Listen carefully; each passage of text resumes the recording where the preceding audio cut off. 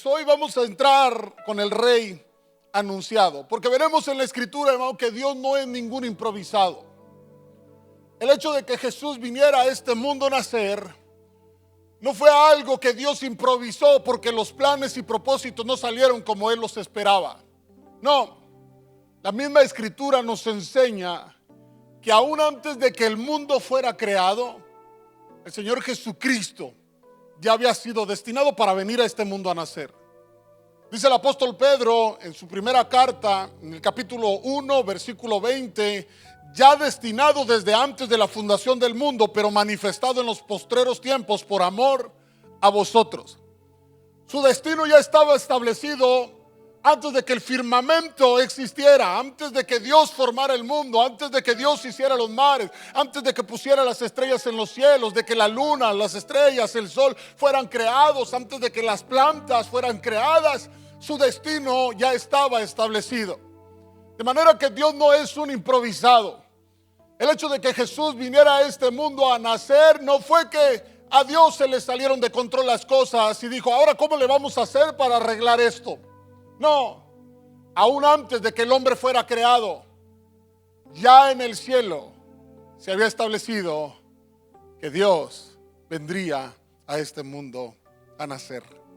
Pero veremos cómo a través de la escritura Dios anuncia la llegada del gran rey. Permítame hacer una oración y entraremos al mensaje de hoy. Amén. Señor, gracias te damos en esta tarde. Gracias que nos permite Dios estar en tu casa, que podemos adorar tu nombre. Podemos reconocer quién es nuestro rey.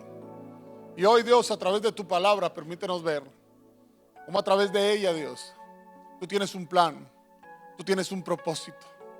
Pero es un Dios que está en control, que no es improvisado, sino que a través de tu palabra nos revela tu plan, Señor Dios, no solamente al nacimiento de Jesús, sino aún al final de los tiempos. Por eso habla nuestro corazón y ministra nuestras vidas, Dios, conforme a tu voluntad. En el nombre de Jesús, amén, amén y amén. ¿Cuál es el primer anuncio que podemos ver con respecto al anuncio del rey o el rey anunciado? Génesis capítulo 3, si trae su Biblia, vaya conmigo a Génesis capítulo 3, el versículo 15. Génesis capítulo 3, versículo 15. Dice la escritura, y pondré enemistad entre ti y la mujer, y entre tu simiente y la simiente suya. Esta te herirá en la cabeza y tú le herirás en el calcañar. En Génesis capítulo 3 podemos ver cuando el hombre peca. Y podemos ver como un niño que se porta mal o hace algo que no debe de hacer y escucha la voz de sus padres llegar. Por lo general el temor viene a su vida. Mi hermano mayor, Eric, y yo, que somos los más cercanos, por lo general desde niños nos gustó siempre el fútbol, y en la casa, aunque el patio era chico, nos encantaba jugar fútbol en el patio.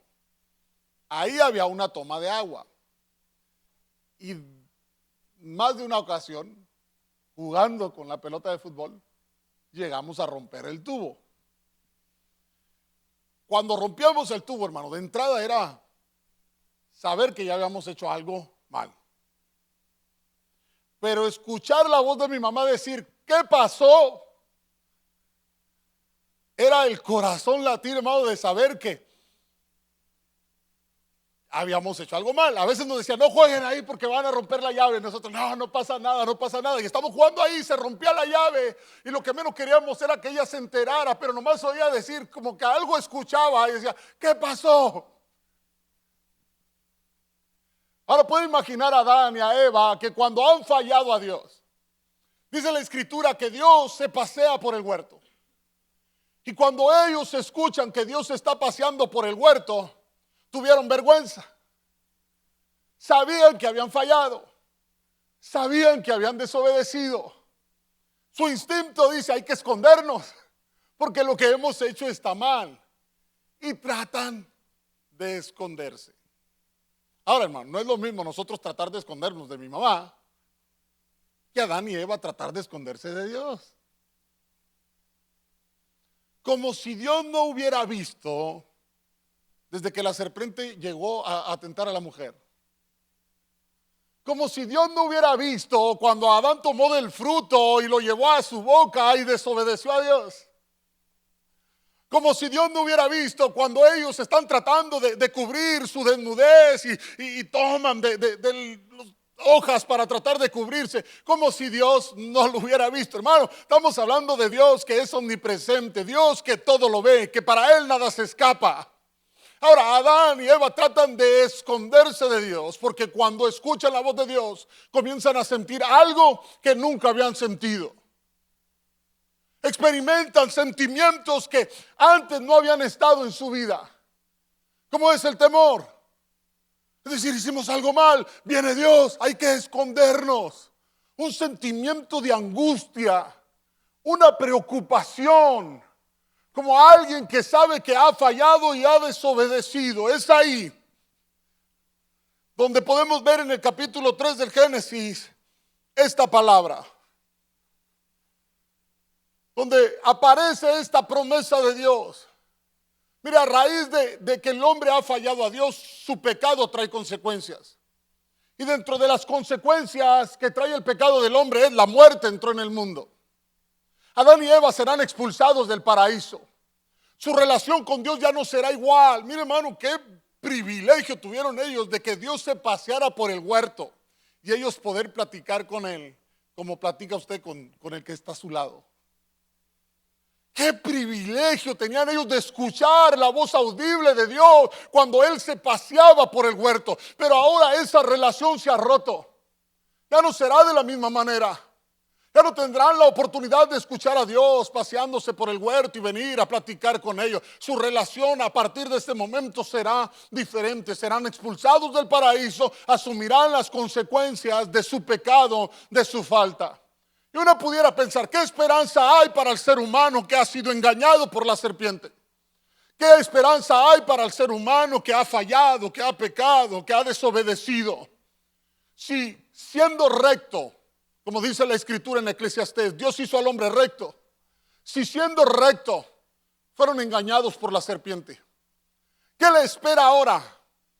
Que han fallado, que han pecado y que en cierta manera están bajo el yugo del enemigo. ¿Qué esperanza puede haber? Es ahí donde podemos ver la primera vez que aparece esta promesa de redención en la escritura. Génesis capítulo 3 versículo 15 que hemos leído y dice: y pondré enemistad entre ti y la mujer. Es Dios hablando a la serpiente. Es Dios dándole una palabra a la serpiente diciendo: y pondré enemistad entre ti y la mujer, y entre tu simiente y la simiente suya. Esta te herirá en la cabeza y tú le herirás en el calcañar. Hay una promesa de que de la simiente de la mujer vendrá alguien, que ese alguien aplastaría a la serpiente. Adán y Eva fueron vencidos por la serpiente, pero la promesa está diciendo: viene a alguien que no será vencido por la serpiente, sino que vencerá a la serpiente. Y aunque sufrirá una herida, será leve comparado con la que Él le producirá a la serpiente, porque Él aplastará a la serpiente en la cabeza. Y esta es la primera promesa que aparece con respecto a este rey anunciado. Génesis capítulo 3. Ellos fueron vencidos por la tentación, pero la promesa dice que vendrá uno que vencerá la tentación.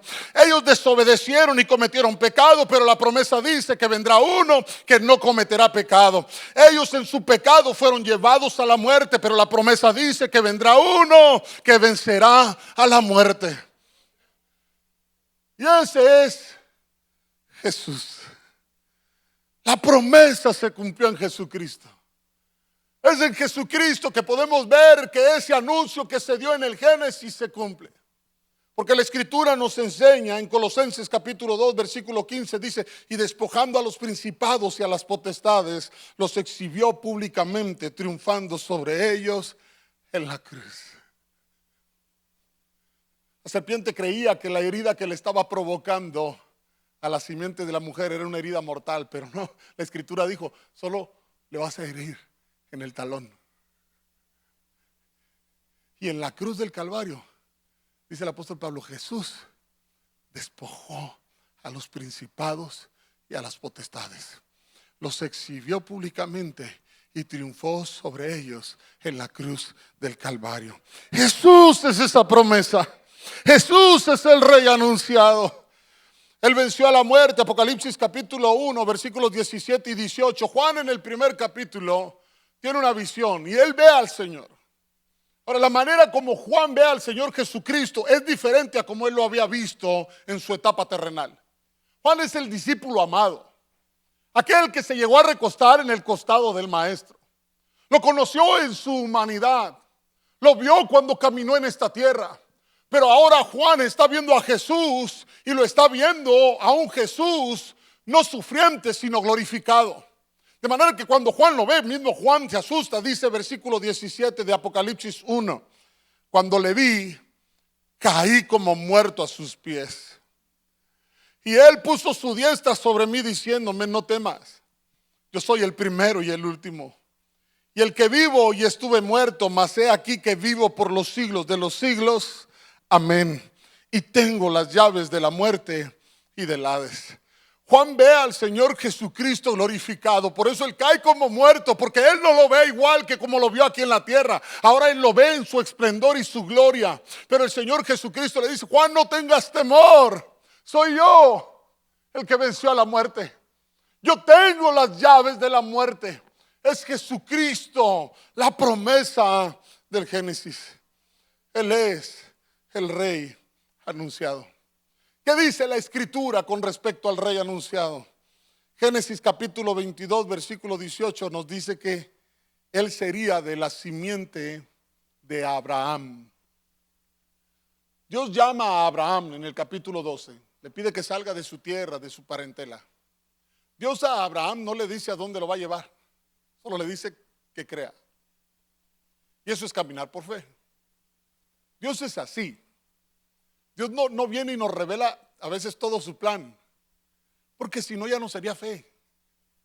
O sea, si Dios le platica todo el plan a Abraham desde el principio, cuando le pide que deje a su tierra, que deje a su parentela, posiblemente para Abraham va a decir, no, a mí me conviene, me voy a salir, voy a dejar todo por ir a seguir al Señor. Pero Abraham sale sin saber a dónde va a ir. Eso es fe. Y a veces Dios pide de nosotros fe, solo cree. Porque si Dios te platicara todo, entonces, hermano, qué fácil sería confiar. Pero cuando el panorama no se ve tan claro, Dios pide de nosotros fe, confía. Ahora, Dios llama a Abraham. Y cuando Dios le da una promesa a Abraham, Dios le dice a Abraham que él va a multiplicarlo. Ahora, hermano, Dios le está hablando a un hombre que no tiene hijos. Le está dando una promesa a un hombre que no tiene hijos. Y la promesa llega a su vida y los años pasan. Y uno puede ver en Génesis capítulo 17 que Abraham tenía este temor de que la promesa recibida no se cumpliera. Porque cuando uno ve en el capítulo 17, Abraham tiene un diálogo con Dios y Dios le dice a Abraham, Abraham, no temas.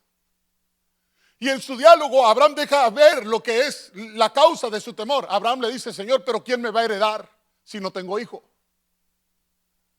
O sea, Abraham está pensando, ¿quién va a heredar lo que yo tengo, Dios? O sea, tú me has dado una promesa, pero no tengo un hijo que herede lo que tengo. ¿Será que este esclavo va a heredarme? Y Dios ahí le reafirma la promesa a Abraham, que le daría un hijo del cual iba a multiplicar su descendencia como la arena del mar o las estrellas del cielo. Y en el capítulo 22 vemos que Dios prueba a Abraham en Génesis.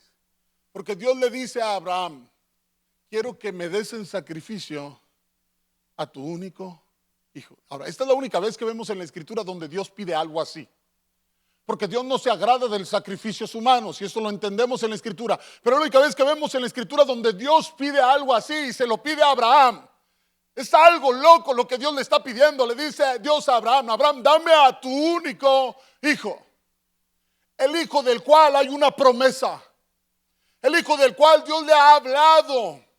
El hijo por el cual Abraham tenía temor de que no se cumpliera la palabra de Dios y que ahora Dios se lo ha dado. Dios se lo está pidiendo. Y en este capítulo 22 lo que vemos es que Abraham no le rehusó su hijo a Dios. Él estuvo dispuesto a sacrificarlo. Tomó a Isaac y fueron camino al monte para ofrecerlo en sacrificio. llegaron al monte y prepararon todo para ofrecer el sacrificio. Y ahí estaban en el monte. Y cuando Abraham se disponía para ofrecer sacrificio a Dios, fue Dios quien detuvo a Abraham y le dijo: Abraham, no es necesario que ofrezcas el sacrificio, Isaac. Dios probó a Abraham y vio que Abraham estaba dispuesto a confiar en Dios. Porque incluso dice la Escritura que Abraham creía que Dios era capaz incluso de resucitar a su hijo Isaac. Como diciendo, si Dios me dio promesa de él, aún así muera, Dios lo va a levantar. Esa es la fe de este hombre. Pero Dios le dice: no lo ofrezcas en sacrificio. Y Dios le provee de un carnero, y ese carnero es el que Abraham ofreció en sacrificio a Dios en ese lugar. Y ahí dice la Escritura que Abraham llamó a aquel lugar Jehová proveerá. Y nosotros llamamos a Dios, Él es nuestro proveedor. Pero por lo general llamamos a Dios nuestro proveedor cuando nos referimos a cosas materiales. Es que Dios es nuestro proveedor, hermano. Fíjense que estamos pasando por escasez, como que ahorita la situación no está muy bien en el trabajo. Hermano, tú confía, Dios es tu proveedor. Él va a proveer lo necesario. Él te va a dar de un buen trabajo. Él va a proveer el alimento. Él va a suplir lo que tú necesitas. Y no es que esté mal creer en que Dios proveerá nuestras necesidades, porque la misma Escritura nos enseña en Mateo, cuando Jesús les está enseñando, dice Jesús: no se afanen por estas cosas. ¿Qué van a comer? ¿Qué van a vestir? No se afanen por eso, porque Dios sabe que tienen necesidad. Y si Dios tiene cuidado de las aves, Él también cuidará de ustedes. O sea, Dios va a proveer de eso. Pero cuando la Escritura habla de Jehová proveedor, como en el caso de Abraham en Génesis capítulo 22, la referencia es al Dios que provee el sacrificio necesario. Abraham iba a ofrecer el sacrificio a su hijo, pero Dios proveyó del sacrificio necesario. Usted y yo merecíamos la muerte, pero Dios proveyó del sacrificio necesario. La paga de nuestro pecado era la muerte, y no había manera como nosotros pudiéramos pagar nuestra deuda para con Dios. Pero Dios, en su gracia y misericordia, proveyó del sacrificio necesario. Por eso usted y yo ahora podemos decir: Él es Jehová, nuestro proveedor.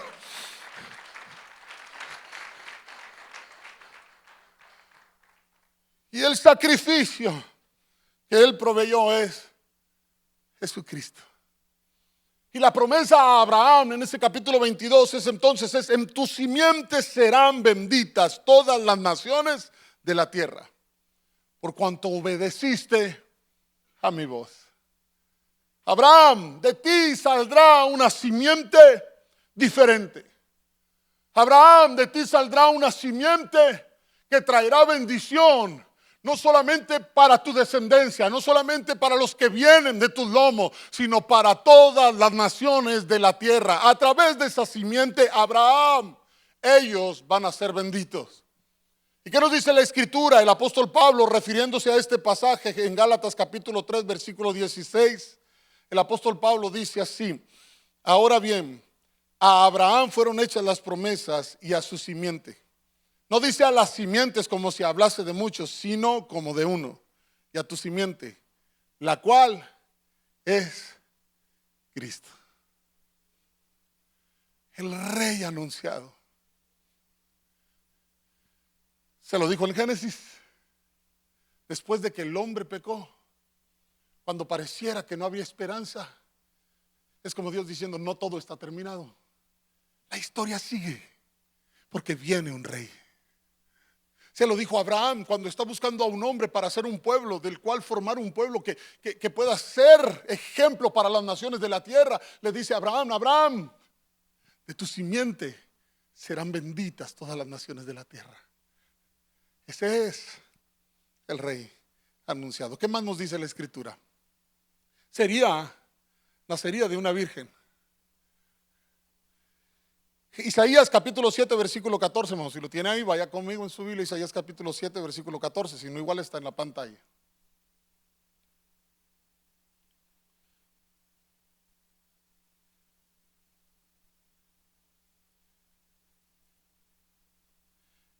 en el tiempo en el que Isaías profetiza, es importante tener en cuenta, hermano, que la nación de Israel estaba dividida. El reino del norte y el reino del sur. El reino del norte, que se le sigue llamando como Israel, el reino del sur, que es Judá. Es de Judá que vienen los descendientes del rey David. Es de Judá que viene la promesa de un hijo descendiente de David que ocuparía el trono. Y en esta división del reino de Israel, entre el reino del norte y del sur, hubo profetas que Dios levantó para hablarle a la nación de Israel, y hubo profetas que Dios levantó para hablarle a Judá. Isaías es uno de los profetas que profetiza sobre Judá. Y el primer capítulo, en el primer versículo, nos dice que profetiza sobre diferentes reyes. No profetizó solamente sobre un rey, sino diferentes reyes. Nos dice ahí que sobre el rey Usías, sobre el rey Jotam, sobre el rey Acaz y sobre el rey Ezequías. Sobre estos 4 reyes Isaías trajo profecía. Es en el tiempo de estos reyes que él profetiza. Ahora, en el capítulo 7, a partir del capítulo 6, nos dice que el rey Usías muere. Y después del rey Usías, quien viene es Acaz. Y a partir del capítulo 7 podemos ver profecías que Isaías da al rey Acaz. Que son profecías de Dios hablando al rey Acaz, porque los sirios se han levantado. Los sirios hicieron alianza con Israel para pelear contra Judá. Y hicieron alianza específicamente con la tribu de Efraín, que era una tribu que se caracterizaba por ser una tribu fuerte en la guerra. Y los sirios hacen alianza con Efraín. Y es ahí que Dios trae una palabra profética para Acaz. Porque Dios quiere recordarle a Acaz, el rey, que la fidelidad de Dios va más allá de su tiempo. Que Dios tiene un plan y un propósito para Judá que va más allá del reinado de Acaz. De manera que Isaías profetiza para recordarle la fidelidad de Dios, haciéndole entender que no importa cuántos enemigos se levanten, Judá seguiría permaneciendo porque Dios tiene un plan y un propósito. Dios ha hablado y ha dicho que tiene un plan para la nación de Judá, que de Judá vendrá un rey descendiente de David que va a levantar y que su reino será eterno. De manera que Isaías comienza a profetizar para que Acaz recuerde la fidelidad de Dios. Pero dentro de esas promesas o de esa profecía que Isaías trae, hay referencias en su profecía que son aplicadas al Mesías. Hay referencias en su profecía que hablan de un rey que va más allá de Acaz y de su descendiente inmediato. Hay referencias en la profecía que hablan de un rey que es el rey que viene siendo anunciado desde el Génesis. Y una de esas referencias es Isaías capítulo 7, versículo 14. Por tanto, el Señor mismo os dará señal. He aquí que la Virgen concebirá y dará a luz un hijo y llamará su nombre Emmanuel. Aunque esta es una palabra dentro de la profecía que Dios le está hablando a Acaz de la fidelidad y de lo que Dios va a hacer, cómo los va a guardar. Esta es una palabra que está hablando acerca del Mesías que vendrá. Aquel del que el Génesis hizo referencia diciendo vendrá uno que vencerá a la serpiente. Aquí está diciendo, ¿y qué característica tiene esto? Va a nacer de una virgen. Esto es algo sobrenatural. Porque no es posible en lo natural que alguien nazca sin la participación del hombre y la mujer. Tienen que participar los dos. Tienen que contribuir los dos. Tanto la parte del hombre como la parte de la mujer. Pero ahora la Escritura está diciendo que vendrá alguien que va a nacer y nacerá de una joven virgen. Una joven que no ha tenido relaciones sexuales, una joven que no ha tenido intimidad con otro hombre, de manera que el nacimiento será sobrenatural. Y esta promesa podemos ver que se cumple en el Señor Jesucristo, porque Mateo en su evangelio, cuando está escribiendo acerca del nacimiento de Jesús, dice Mateo capítulo 1, versículos 22 y 23. Todo esto aconteció para que se cumpliese lo dicho por el Señor por medio del profeta cuando dijo: he aquí una virgen concebirá y dará a luz un hijo y llamará su nombre Emmanuel, que traducido es Dios con nosotros. el rey anunciado nacería de una virgen. ¿Qué más dice la Escritura? Isaías capítulo 9, versículo 6, dentro de estas profecías que está dando Isaías hacia acá, dice Isaías 9, 6. Porque un niño nos es nacido, hijo nos es dado, y el principado sobre su hombro, y se llamará su nombre admirable, consejero, Dios fuerte, Padre eterno, príncipe de paz. Dice la profecía en el Génesis: vendrá alguien de la simiente de la mujer. Dice la profecía ahí mismo en el Génesis a Abraham: vendrá alguien que es descendiente de Abraham. Dice ahora en Isaías: vendrá alguien que va a nacer de una virgen.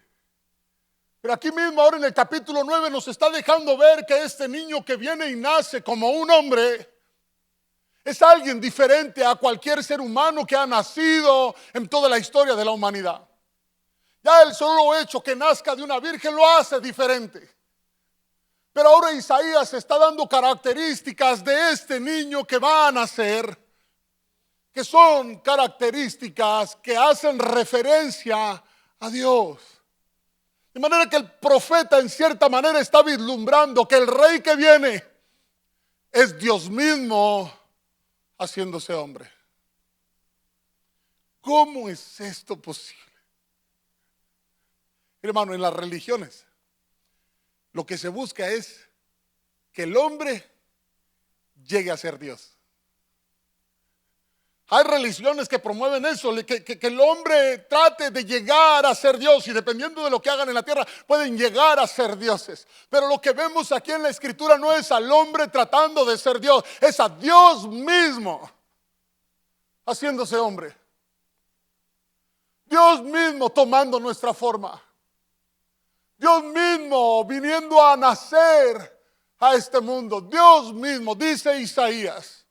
Porque un niño nos es nacido, hijo nos es dado. O sea, nacería como cualquier hijo del linaje humano. Mira, hermano, si es Dios. ¿A cuántos acá les gusta el fútbol americano? Levante la mano. No, casi no hay algunos. No, muy pocos. ¿Cuántos ven el Super Bowl? Más, ya. Ahí sí, ahí sí. No le entienden, pero ahí lo están viendo.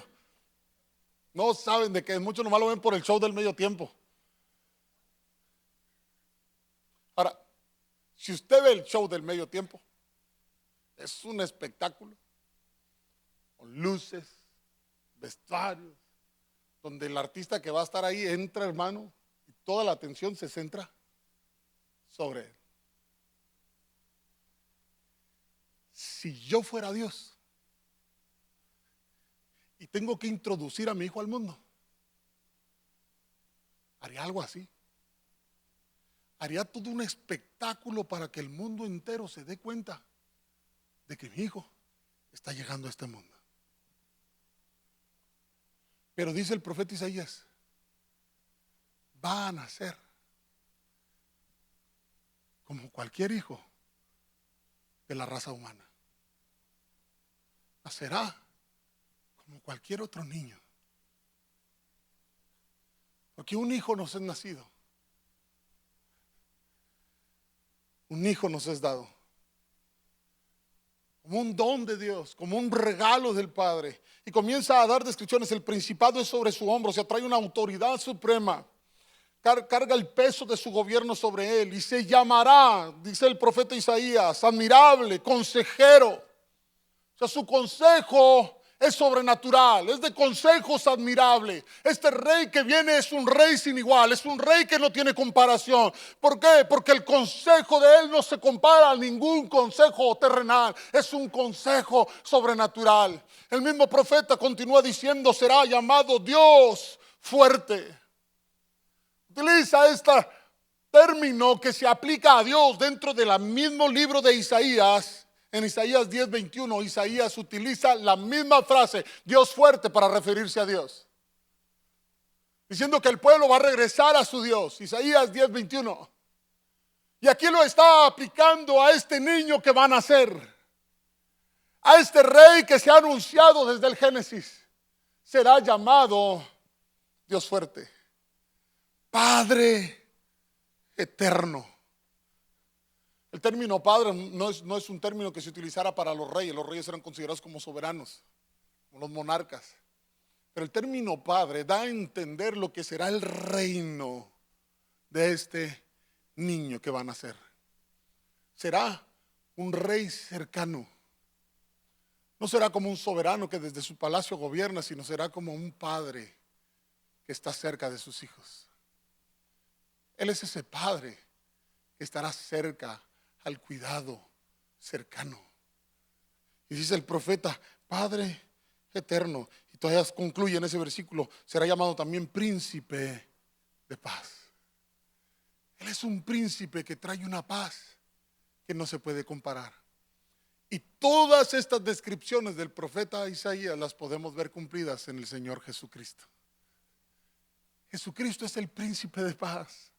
Él dice en la Escritura, mi paz os dejo, mi paz os doy. Pero la paz que yo les doy no es como la que el mundo da. Y es que la paz que Él da es una paz inigualable. La paz del Señor no es una paz que signifique ausencia de problemas. La paz para el mundo es eso. La paz sería, hermano, que no haya guerra, que no haya problemas, que estemos bien. Eso podría representar para nosotros paz. Pero la paz que el Señor Jesucristo da es más allá de la paz del mundo. Porque la paz del Señor Jesucristo no es ausencia de problemas. Es que a pesar de los problemas tú puedes descansar. La paz que el Señor Jesucristo da es plenitud, es estar completo. Y esto es aún a pesar de las dificultades. Él es nuestra paz.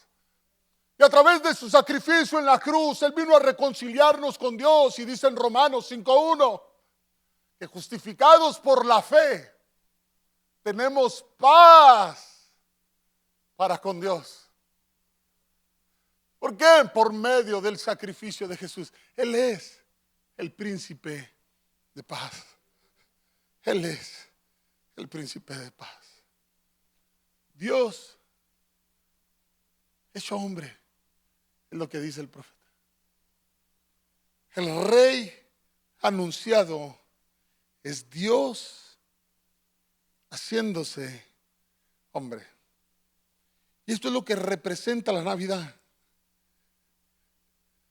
Es la encarnación de Dios mismo.